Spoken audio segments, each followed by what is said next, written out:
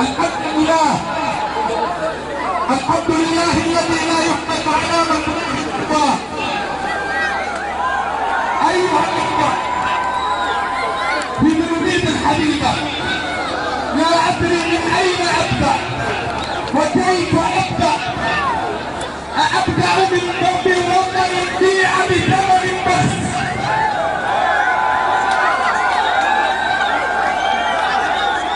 هل أبدأ من وطن استبيح برا وبحرا وجوا، أم هل أبدأ من أرواح العزق أزهقت في سبيل غد مشرق، فإذا بهذه الجنة الموعودة تتحول إلى جحيم لا يطاق. من أين أبدأ؟ من أين أبدأ؟ هل أبدأ من أهل أصبحوا أعداء يتقاتلون؟ من أين أبدأ؟ من أين أبدأ؟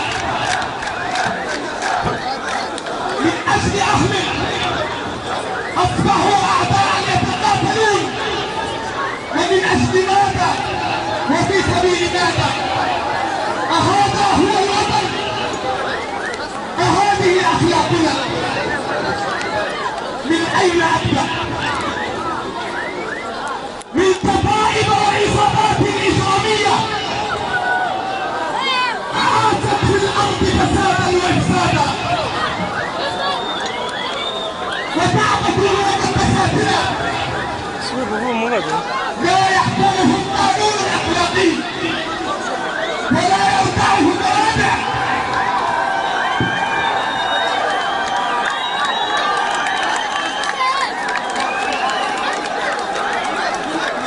من أين أبدأ؟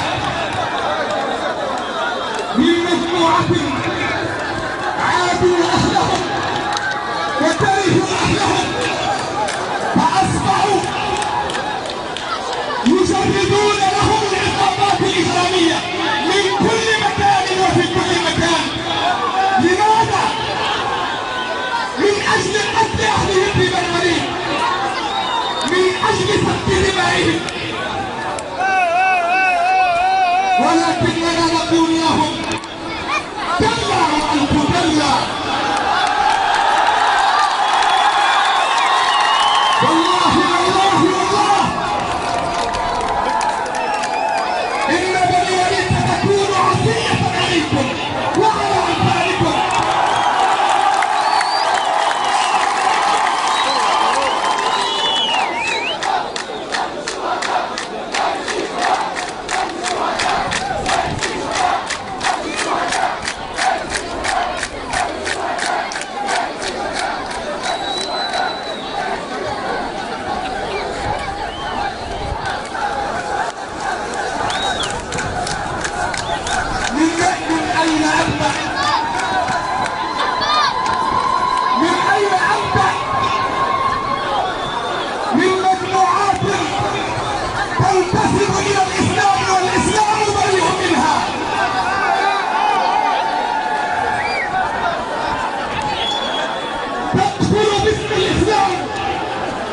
فهل شرع الله يأمر بهذا؟ هل ديننا يأمر بهذا؟ هل رسولنا الرحيم الذي قال عنه ربه بالمؤمنين رؤوف رحيم، فهل تقلقتم بأخلاقه؟ هل تقلقتم بأخلاقه؟ لا صورت. هل هذا ما يدعو إليه الإسلام؟ هل هذا ما يريده شرع الله الحليم؟ أن يقتل المسلمون بعضهم بعضا من أجل ماذا ولماذا؟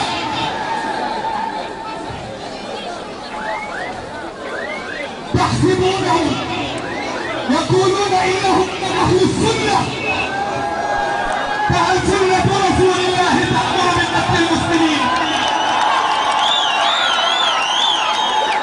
هو الرؤوف الرحيم، هو الذي قال لقومه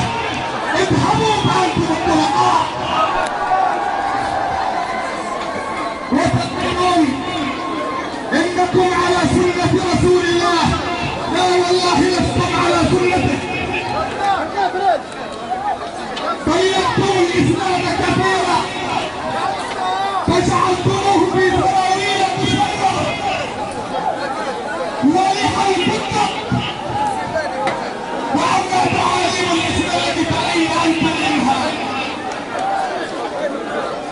ألا أذكركم